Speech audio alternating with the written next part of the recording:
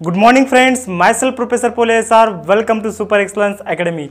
So friends, हमारा rotational dynamics chapter ending को आ चुका है और दोस्तों ये हमारा लेक्चर नंबर 21 चालू है। इससे पहले दोस्तों हमने पूरे 20 वीडियो बनाए हैं रोटेशनल डायनामिक्स चैप्टर के ऊपर। सो उसका एक हमने प्लेलिस्ट बनाया है। सो अगर आपने वो प्लेलिस्ट नहीं देखा है तो एक बार जाके प्लेलिस्ट चेक कीजिए। और चैनल को दोस्तों अगर आप नए हैं तो चैनल को सब्सक्राइब करना है और इस वीडियो को लाइक करना है, क्योंकि अगर आप वीडियो को लाइक करेंगे तो दोस्तों हमारा भी थोड़ा उत्साह है दोस्तों, थोड़ा बढ़ जाता है। ठीक है। सो फ्रेंड्स, सुबह हम लाइव आ गए थे। सो बहुत सारे बच्चों ने क्वेश्चन किए थे। सो उनको सेटिस्फैक्टरी आंसर मिल गया है। और दोस्तों हमारा जो इंटरेक्शन है अभी बढ़ गया है, क्योंकि पहले क्या था कि आप भी अननोन थे, हम भी अननोन थे।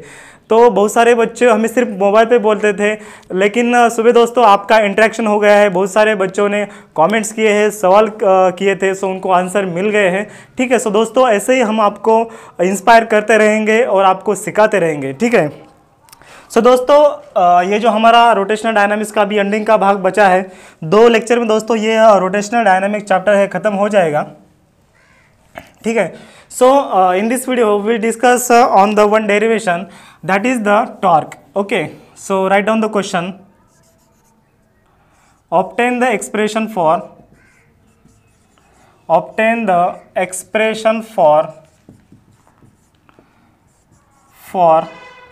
torque in terms of moment of inertia. Torque in terms of mi, that is the moment of inertia when object is performing a rotational motions. Okay, when object performing rotational motion, that is the rm. Okay. So दोस्तों ऐसा question आपको आ सकता है और ये question दोस्तों 2 mark के लिए आ सकता है। ठीक है। ये दोस्तों डेरिवेशन या फिर न्यूमेरिकल पॉइंट ऑफ व्यू काफ़ी इंपॉर्टेंट है। ठीक है। हम दोस्तों आपको अभी समझा देता हूँ मैं। ठीक है। सो अभी दोस्तों directly come to the point. So draw the diagram. So this is the rigid body having the irregular shapes.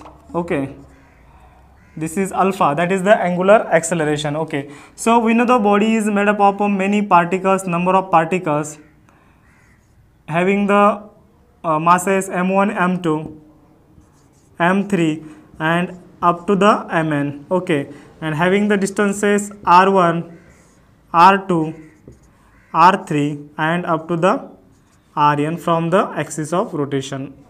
Okay. So ये दोस्तों आपको पता है, क्योंकि पिछले 2-3 डेरिवेशन में हमने ये रिजिड बॉडी का एग्जांपल और उसका जो डिस्ट्रीब्यूशन है, mass distribution and distance from the axis of rotation, ये हमने स्टडी किया है। ठीक है। सो फ्रेंड्स, हमें डेरिवेशन किसका फाइंड आउट करना है? टॉर्क का। Okay, so here we have to obtain the torque in terms of the moment of inertia. So friends, आपको पहले टॉर्क का डेफिनेशन पता होना चाहिए। ठीक है। सो टॉर्क मतलब क्या दोस्तों? सॉरी, F1 आएगा, F2 आएगा। ठीक है, F3 and this is the Fn। Torque मतलब क्या? Tangential force into perpendicular distance और the force into perpendicular distance, उसको हम क्या बोलते हैं? टॉर्क बोलते हैं। सो दोस्तों फोर्स आपको पता है, किसी भी ऑब्जेक्ट को अगर हम मूव करना चाहते हैं तो हम क्या करेंगे? उसको पुश करेंगे। सो हम क्या करेंगे? उसको फोर्स लगाए तो सो फोर्स लगाने की वजह से क्या होगा? वो ऑब्जेक्ट मूव हो जाएगा, पुश हो जाएगा या फिर आगे जाएगा। ठीक है। सो अगर किसी भी ऑब्जेक्ट को हमें क्या करना है? रोटेट करना है। हमें क्या करना है? रोटेट करना है। सो हमें क्या अप्लाई करना पड़ेगा? टॉर्क अप्लाई करना पड़ेगा। मतलब क्या? सपोज ये ब्लॉक है और इस ब्लॉक को हमें ऐसे रोटेट करना है। ठीक है। तो हम इस डायरेक्शन में क्या करेंगे? यहाँ पर दोस्तों हम फोर्स लगाएंगे और इस परपेंडिकुलर डिस्टेंस पर। ठीक है, ये Fr। सो ये फोर्स इनटू परपेंडिकुलर डिस्टेंस क्या होता है दोस्तों? टॉर्क होता है। ठीक है। टॉर्क मतलब क्या? Force into perpendicular distance, it is the vector quantity. Okay, torque tau equals to force into perpendicular distance और the perpendicular distance into the, हम उसको फोर्स बोलते हैं। ठीक है। ये दोस्तों इसका ये आएगा। देन अभी दोस्तों हमें डेरिवेशन फाइंड आउट करना है। सबसे पहले हमें क्या करना पड़ेगा, ये जो रिजिड बॉडी है, ये रिजिड बॉडी का या फिर जो हम डेरिवेशन फाइंड आउट कर रहे हैं, सो इस डायग्राम का हमें डिस्क्रिप्शन लिखना पड़ेगा। सो हम डिस्क्रिप्शन में क्या लिखेंगे, so the rigid body having the mass capital M। Okay, rigid body का मास क्या दोस्तों, capital M and is made up of the number of particles. मतलब ये जो रिजिड बॉडी है बहुत सारे पार्टिकल्स को इकट्ठा करके कलेक्शन करके वो रिजिड बॉडी बनी है। So it is the made up of number of particles having the masses M1 M2 M3 up to the so on. ठीक है, एन पार्टिकल साइज जिसका mass M1 M2 M3 up to the Mn। ये क्या आएगा दोस्तों, masses आएंगे M1 M2 M3 and so on Mn। Okay, these are the masses। Okay, then having the distances R1 R2 R2 R3 so on to Rn from the axis of rotation। so friends यहाँ पर थोड़ा ध्यान दीजिए। so R1 R2 R3 and up to the Rn क्या है, ये दोस्तों distance है। कहाँ से डिस्टेंस है, देखो distance from this axis of rotation. Axis of rotation कौन सा है, ये दोस्तों ये जो लाइन है वर्टिकल, इसको एक्सिस ऑफ रोटेशन, क्योंकि इस एक्सिस के अराउंड बॉडी घूम रही है। ठीक है, सो ये पॉइंट का या फिर इस पॉइंट का मास जो है M1 है, M2 है, M3 है, Mn है। सो ये पॉइंट मासेस का distance from the axis of rotation कितना है, R1 R2 R3 up to the Rn from the axis of rotation. Okay, F1 F2 F3 and Fn up to the Fn are the forces are the tangential forces acts on these particles M1 M2 M3 up to the Mn। ये दोस्तों जो भी चीज़ें आपको diagram में दिख रही है, सो आपको क्या करना है, जो आपने कंसिडरेशन की है, सो आपको क्या करना है, वो आपको एज इट इज दोस्तों डिस्क्रिप्शन में लिखना है। ठीक है, ये होगा डिस्क्रिप्शन। अभी let's come to the point. So friends आपको फोर्स पता है, फोर्स इक्वल्स टू क्या है, देखो फोर्स इक्वल्स टू क्या होता है, मास इनटू एक्सेलरेशन। ठीक है, सो अगर मैंने दोस्तों F1 कंसिडर किया, मतलब ये F1 force acts on the particle 1। So force acts on the particle first equals to F1 equals to M1 into क्या आएगा, A1 आएगा, क्योंकि इसका एक्सेलरेशन A1 आएगा। ठीक है, क्योंकि एक्सेलरेशन भी डिफरेंट है। सो अभी एक्सेलरेशन क्या होता है, M1। एक्सेलरेशन आपको पता है, A इक्वल्स टू दोस्तों फॉर्मूला क्या है, A equals to R alpha. So A1 equals to R1 into alpha आएगा। सो क्या आएगा, ये R1 इंटू अल्फा आएगा। ठीक है, सो मतलब F1 क्या बन गया दोस्तों, M1 R1 इंटू अल्फा बन गया ये F1। सो F2 उसी तरह से सिमिलरली आप इधर लिख सकते हैं। So similarly F2 equals to क्या आएगा दोस्तों, M2 आएगा, R2 आएगा एंड अल्फा आएगा। सो अल्फा 1 अल्फा 2 नहीं आएगा, क्योंकि दोस्तों एक्सिस ऑफ रोटेशन एक ही है। सो एक एक्सिस ऑफ रोटेशन का अल्फा जो दोस्तों कांस्टेंट है। सो ये जो बॉडी घूम रही है वो कांस्टेंट एंगुलर वेलोसिटी से नहीं, कांस्टेंट एंगुलर वेलोसिटी से नहीं, वेलोसिटी चेंज हो रही है, उसकी वजह से हमें एक्सेलरेशन मिल रहा है, और लेकिन वो एक्सेलरेशन दोस्तों क्या है, कांस्टेंट है। ठीक है, सो अल्फा क्या है, कांस्टेंट है। सो अप टू द हम F3 का क्या आएगा दोस्तों, वैसे ही सिमिलरली M3 आएगा ना। ठीक है, M3 आएगा, M3 R3 एंड अल्फा आएगा। सो जैसे दोस्तों अप टू Fn क्या आएगा, Mn, और यहाँ पर आएगा Rn डिस्टेंस एंड अल्फा आएगा। ठीक है, ये दोस्तों फोर्सेस हो गए। सो आपको दोस्तों टॉर्क पता है। ठीक है, so torque acts on this point. So torque acts on first point. So first point में टॉर्क क्या होगा, उसको हम टाउ से डिनोट करते हैं। So tau one equals to, torque क्या है दोस्तों, फोर्स इनटू परपेंडिकुलर डिस्टेंस है, आपको तो पता है। ठीक है, so force into perpendicular distance है, आपको पता है। यहाँ पर मैं लिखता हूँ F इनटू ये R आ गया। सो टाउ वन होने की वजह से क्या आएगा दोस्तों, ये F1 आएगा और ये R1 आएगा। मतलब ये फोर्स इनटू परपेंडिकुलर डिस्टेंस क्या होगा, ये टॉर्क हो गया। और इस पॉइंट के ऊपर इस P पॉइंट ये पॉइंट, इसका जो मास है M1 है, उस पॉइंट के ऊपर जो टॉर्क क्या एक्ट होता है दोस्तों, tau one equals to force into perpendicular distance. आ गया समझ में। ठीक है, ओके। देन उसके बाद अभी हम क्या करेंगे दोस्तों, ये जो F1 है, ये F1 का वैल्यू हम यहाँ पर पुट करेंगे F1 की जगह पर। ठीक है, अगर मैंने ये F1 का वैल्यू यहाँ पर F1 की जगह पर पुट किया, so what will be the our final equation, that is the tau one equals to, so as it is हमें पुट करना है यहाँ पर। सो पुट कीजिए M1 R1 alpha into R1। सो R1 क्या होते दोस्तों, it becomes R1 square then M1 into R1 square alpha. ठीक है, ये दोस्तों आ गया टाउ 1 आ गया। सो वैसे ही दोस्तों सिमिलरली हम टाउ 2 का वैल्यू फाइंड आउट कर सकते हैं। टाउ 2 क्या आएगा, यहाँ पर आएगा M2, यहाँ पर आएगा R2 स्क्वायर और यहाँ पर आएगा अल्फा। वैसे ही दोस्तों टाउ 3 क्या आएगा, टाउ 3 इक्वल्स टू आएगा M3 then R3 square into alpha. मैंने क्या किया, सिर्फ टाउ 2 को टाउ 3 से रिप्लेस किया, M2 को M3 से रिप्लेस किया, R2 को R3 से रिप्लेस किया, अल्फा जो है एज इट इज़ हमारा आ गया। ठीक है, वैसे ही दोस्तों जो nth नंबर का पार्टिकल है जिसका जो एंगुलर उसको हम क्या बोलते हैं, टाउ को टॉर्क बोलते हैं, जिसका टॉर्क क्या आएगा, टाउ n आएगा equal to mass mn, radius जो है rn, that is distance from the axis of rotation and alpha. Okay, ये आएगा। ठीक है, so take this screenshot. Okay, इधर का मैं दोस्तों रब करता हूँ। ठीक है, अगर दोस्तों आपको चीज़ें कुछ समझ में नहीं आ रही है सो ऐसे मुझे कमेंट कीजिए, मैं आपको अगले वीडियो में समझा दूंगा। ठीक है, सो दोस्तों अभी tau 1, tau 2, tau 3, tau n हो गया। So total torque acts on this rigid body क्या आएगा। ठीक है, total torque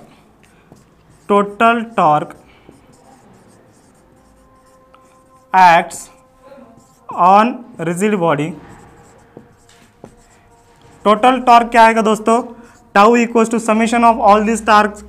So all these torques, that is tau equals to tau 1 plus tau 2 plus tau 3 plus up to the tau n आएगा। ठीक है, सो यहाँ पर दोस्तों मैं क्या करता हूँ, ये tau 1, tau 2, tau 3 up to the tau n का वैल्यू पुट करता हूँ एज इट इज। तो इसका वैल्यू इधर पुट कीजिए।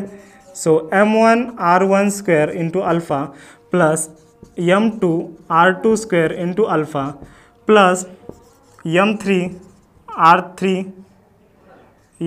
R3 square into alpha and so on Mn Rn square into alpha. ठीक है, ये दोस्तों मैंने क्या किया, tau 1, tau 2, tau 3 up to the दोस्तों टाउ n का मैंने वैल्यू पुट किया है। सो वैल्यू पुट कीजिए, देन उसके बाद अभी हम क्या करेंगे दोस्तों, यहाँ पर देखो काफ़ी इजी है यार, इतना कुछ हार्ड नहीं है। सो बहुत सारे बच्चे बोल रहे हैं कि सर आपकी वजह से फिजिक्स जो है मेरा इजी हो गया। सो बच्चों इजी हो जाएगा, फिजिक्स वैसे तो ईजीएस्ट सब्जेक्ट है लेकिन आपको चीज़ें समझ में आनी चाहिए। सो मैं आपको समझा दे रहा हूँ, उसकी वजह से आपको इजी जा रहा है। सो मैं आपको धन्यवाद देना चाहता हूँ और आपको फ्यूचर के लिए बधाई देना चाहता हूँ। ठीक है, सो दोस्तों मैं क्या करूँगा, अभी अल्फ़ा अल्फ़ा अल्फ़ा कॉमन निकालूंगा। सो रिमेनिंग टर्म ब्रैकेट में क्या बचते दोस्तों, M1 R1 square plus M2 R2 square plus M3 R3 square and plus so on plus Mn Rn square.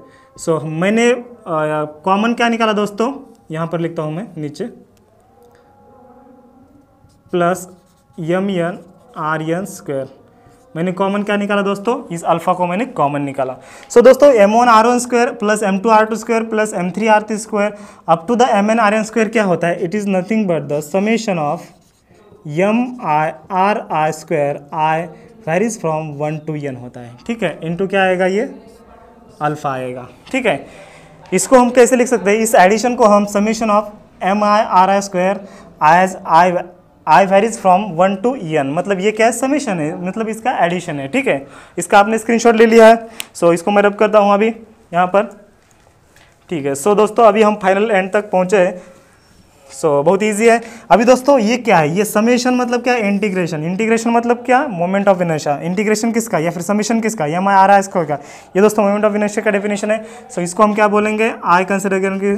So I consider करेंगे। सो आई कंसिडर करने की जरूरत नहीं है, आई होता ही है। ठीक है, सो हमें कंसिडर करने की आवश्यकता नहीं है। सो टाउ इक्वल्स टू ये क्या होता है, summation of Mi Ri square as a I varies from 1 to n, ये क्या होता है, आई इंटू ये alpha as it is. So tau equals to क्या आ गया दोस्तों, I alpha, that is the torque in terms of moment of inertia when the object performing rotational motion. So हमारा दोस्तों ये फाइनल डेरिवेशन आ गया। So this is the final expression, आप लिख सकते हैं this is the final expression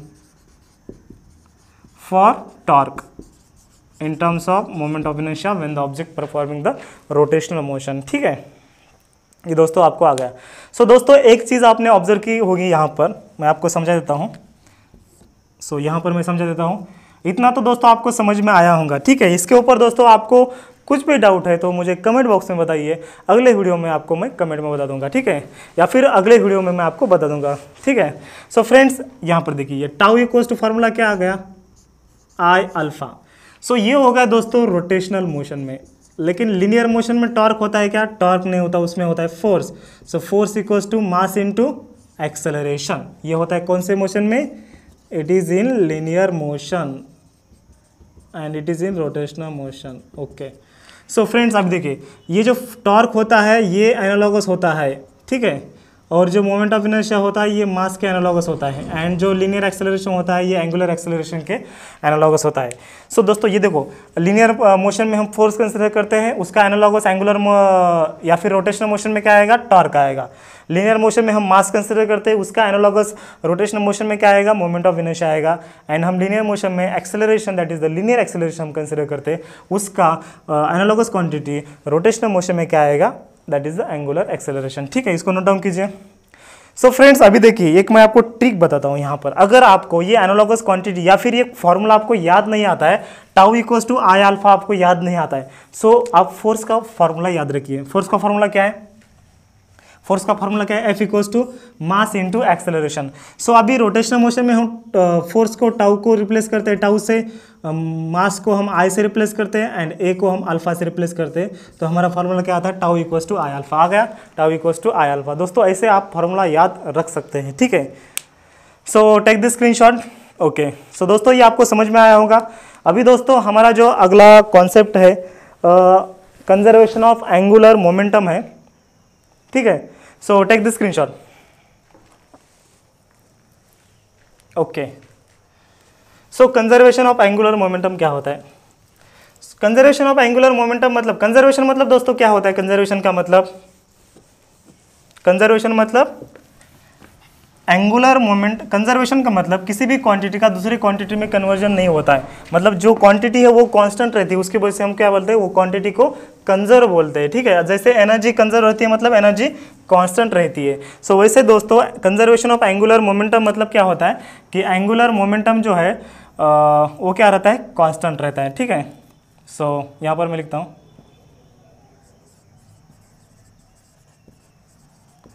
conservation of angular momentum, okay, मतलब यल, जिसको हम एल से डिनोट करते हैं, factorial. Okay, so conservation of angular momentum मतलब क्या होता है, ये जो एंगुलर मोमेंटम होता है दोस्तों वो क्या होता है, कांस्टेंट होता है, उसको हम क्या बोलते हैं, कंजर्वेशन बोलते हैं। मतलब angular momentum in the body, the angular momentum remains constant in the when the unbalance external forces acts on the body. मतलब आइसोलेटेड कंडीशन में अगर कोई भी अनबैलेंस फोर्सेस एक्ट्स नहीं होते उस बॉडी के ऊपर, ठीक है, सो क्या होता है, एंगुलर मोमेंटम क्या होता है, कांस्टेंट होता है। So friends conservation of angular momentum मतलब क्या, एंगुलर मोमेंटम जो क्वांटिटी होती है वो कांस्टेंट रहती है। कहाँ कब कांस्टेंट रहती है, जब एक्सटर्नल अनबैलेंस फोर्सेस उस बॉडी के ऊपर एक्ट नहीं होते, when in the absence of external unbalance forces in the isolated system the angular momentum remain constant, ठीक है। सो अगर सिस्टम दोस्तों आइसोलेटेड नहीं है सो एंगुलर मोमेंटम कांस्टेंट नहीं हो सकता प्रैक्टिकली, बिकॉज क्या होता है, कुछ ना कुछ रेजिस्टेंस, एयर का प्रेशर, कुछ ना कुछ फोर्सेस जो एक्सटर्नल इम्बैलेंस फोर्सेस है वो एक्ट्स होते हैं और मोमेंटम कंजर्व नहीं होता है। लेकिन जो दोस्तों अगर हम आइसोलेटेड सिस्टम बना देते हैं तो क्या होता है, एंगुलर मोमेंटम कांस्टेंट होता है। सो हमें चेक करना है कि ये एंगुलर मोमेंटम कांस्टेंट सच में होता है क्या। सो बाय डेरिवेशन दोस्तों हमें चेक करना है, तो हम कैसे चेक कर सकते हैं हम देखेंगे अभी, ठीक है। सो दोस्तों आपको पता है L equals to formula, L equals to क्या है formula, it is distance into the linear momentum. Angular momentum मतलब क्या, perpendicular distance into the linear momentum, ठीक है। सो दोस्तों इसको हम डिफरेंशिएट करते हैं with respect to time. So differentiate this, differentiate with respect to t to equation 1। So equation 1 को हम क्या करेंगे, डिफरेंशिएट करेंगे विथ रिस्पेक्ट टू टी से। सो डेरिवेटिव लीजिए दोस्तों, इसका डिफरेंशिएट कीजिए। सो क्या आएगा दोस्तों, ये d L upon d t. L का डेरिवेटिव क्या आएगा, d L upon d t. So दोस्तों अगर आपका मैथ नहीं है तो मैं आपको समझा देता हूँ, इससे कुछ प्रॉब्लम नहीं। लेकिन मैथ वाले बच्चों का क्या होता है दोस्तों, थोड़ा इजी जाता है, क्योंकि मैथ में दोस्तों ये ऑलरेडी कंसेप्ट पढ़ाए हो चुके हैं, उन्होंने स्टडी किया वाला होता है। सो ऑलरेडी ये चैप्टर डेरिवेटिव है, उसकी वजह से उनको इजी जाता है। लेकिन आपका मैथ नहीं है, सो दोस्तों घबराने की कुछ ज़रूरत नहीं, हम इधर है आपको पढ़ाएंगे, ठीक है। सो डी एल देखो, डेरिवेटिव मतलब क्या है दोस्तों, डी बाई डी टी, उसको हम सिंपली डेरिवेटिव बोलते हैं, आप ऐसे ही समझ लीजिए, ठीक है। सो मतलब डेरिवेटिव अलग कंसेप्ट है, लेकिन डेरिवेटिव मतलब क्या, D by d T of any quantity, मतलब ऐसे आप मतलब सिर्फ कंसिडर कीजिए। क्योंकि अगर मैं यहाँ पर दोस्तों पूरा डेरिवेटिव अगर आप कंसेप्ट में अगर आपको पढ़ाऊंगा, सो दोस्तों कम से कम 3-4 घंटे लगेंगे कि डेरिवेटिव है क्या, ठीक है, उसके लिए। सो डेरिवेटिव मतलब क्या, डी बाई डी टी। सो मैंने क्या किया, एल को डी बाई डी टी से ये किया, सो ठीक है। सो यहाँ पर दोस्तों एक रूल है डेरिवेटिव का, d by d x of u v.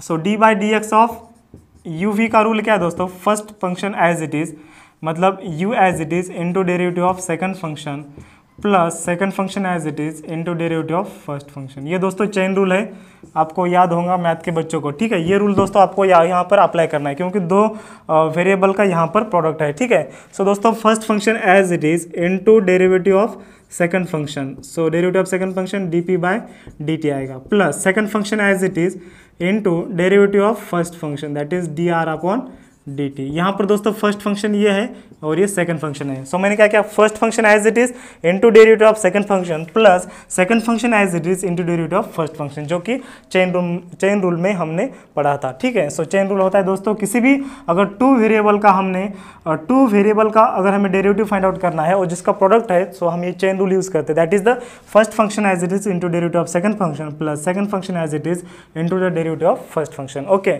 सो दोस्तों अभी d L upon d t as it is d L upon d t आएगा, okay. So vector r equals to d p upon d t क्या आता है दोस्तों, d p upon d t क्या आता है। सो पी मतलब क्या दोस्तों, मास इंटू वेलोसिटी, ठीक है, अपॉन टाइम, तो वेलोसिटी अपॉन टाइम क्या आता है, एक्सेलरेशन आता है, equals to mass into acceleration. So mass into acceleration क्या आता है, फोर्स।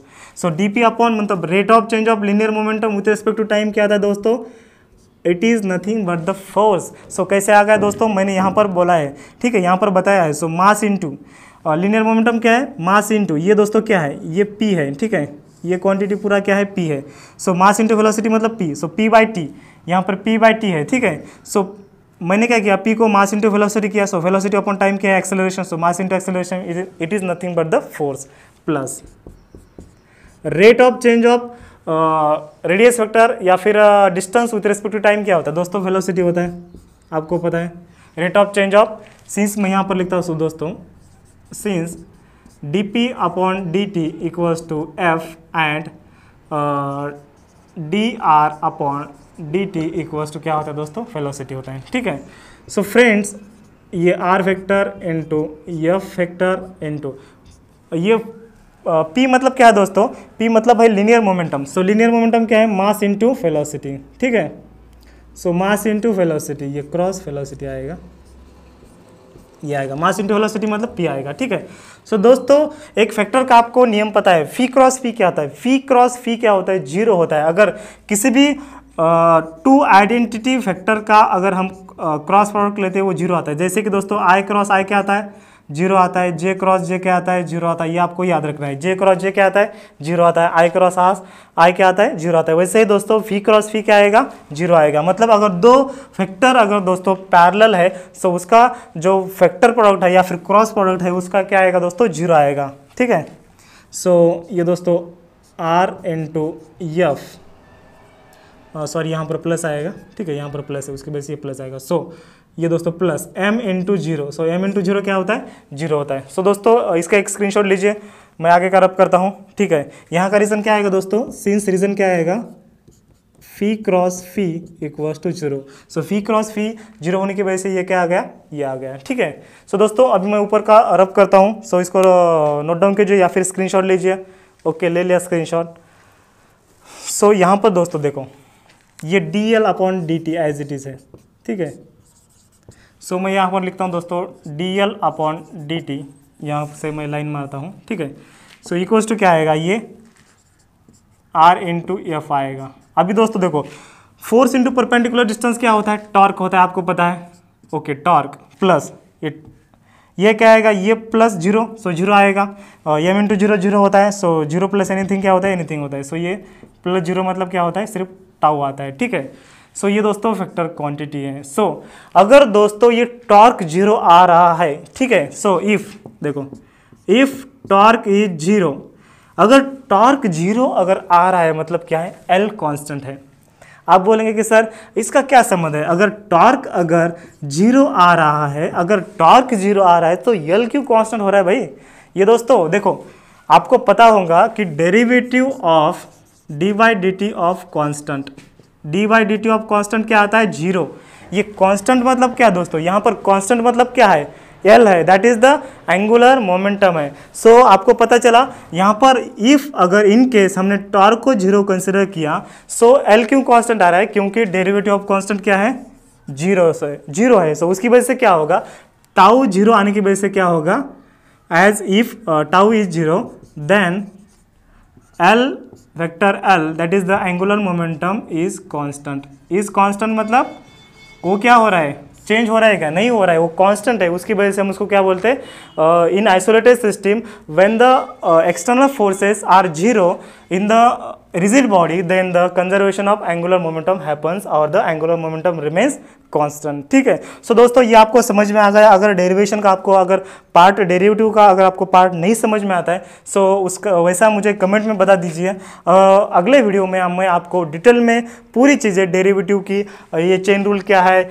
या फिर जो लीनियर मोमेंटम है, या फिर जो फी क्रॉस फी, ये फैक्टर में अगर टू फैक्टर पैरेलल है तो उसका क्रॉस प्रोडक्ट या फिर जीरो क्यों आता है, ये दोस्तों मैं आपको बता दूंगा। अगर आपका मैथ नहीं है तो वैसा मुझे बता दीजिए कि सर मुझे कुछ चीज़ें यहाँ पर समझ में नहीं आई है, ठीक है। सो दोस्तों ये हो गया हमारा part conservation of angular momentum, यहाँ पर दोस्तों खत्म होता है। सो अगले वीडियो में दोस्तों 2-3 एग्जाम्पल है कंजर्वेशन ऑफ एंगुलर मोमेंटम के, बहुत ही इंटरेस्टिंग एग्जाम्पल है। एंड उसके बाद मतलब दोस्तों अगले लेक्चर में हमारा जो चैप्टर है इस रोटेशनल डायनामिक चैप्टर खत्म होते जा रहा है, ठीक है। सो मिलते हैं बहुत जल्दी, तब तक के लिए दोस्तों वीडियो को लाइक ज़रूर करना है, चैनल को सब्सक्राइब करना है और अगला वीडियो वेट कीजिए। अगले वीडियो में हम चैप्टर को फिनिश कर देंगे। सो बाय बाय फ्रेंड्स।